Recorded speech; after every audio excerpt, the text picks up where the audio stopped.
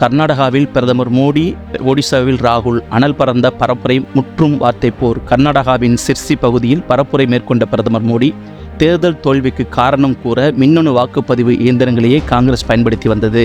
VVPAT வழக்கில் உச்சநீதிமன்றம் வழங்கிய தீர்ப்பு காங்கிரஸ் கட்சிக்கு சரியான பதிலடி கொடுத்துள்ளது. மேலும் காங்கிரஸ் மற்றும் அவர்களின் கூட்டாளிகளால் தான் 70 ஆண்டுகால ராமர் கோயில் கட்டப்படாமல் இருந்தது. ராமர் கோயில் அறங்காவலர்கள் காங்கிரஸ் கட்சியினரை ராமர் கோயில் திறப்பு விழாவிற்கு அழைத்தனர். ராமர் கோவில் திறப்பு விழா அழைப்புதலை அவமதித்தவர்களுக்கு தேர்தலில் வாக்களிக்காமல் மக்கள் நிராகரிப்பார்கள் என தெரிவித்தார்.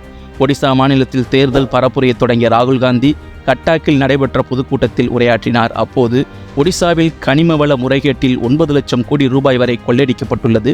மத்தியிலும் மாநிலத்திலும் காங்கிரஸ் ஆட்சி அமைந்த பிறகு அந்த பணம் மக்களுக்கே பகிர்ந்து அளிக்கப்படும். 22 பெரும் பணக்காரர்களுக்காகவே பிரதமர் மோடி பணியாற்றி வருகிறார். தாங்கள் ஆட்சிக்கு வந்தால் கோடிக்கணக்கான மக்களை லட்சாதிபதிகளாக மாற்றுவோம். பழங்குடியின மக்களை பாஜக அரசு அவமதித்து வருகிறது. பழங்குடி இன மக்களின் உரிமைகளை காங்கிரஸ் மீட்டெடுக்கும் என தெரிவித்திருந்தார்.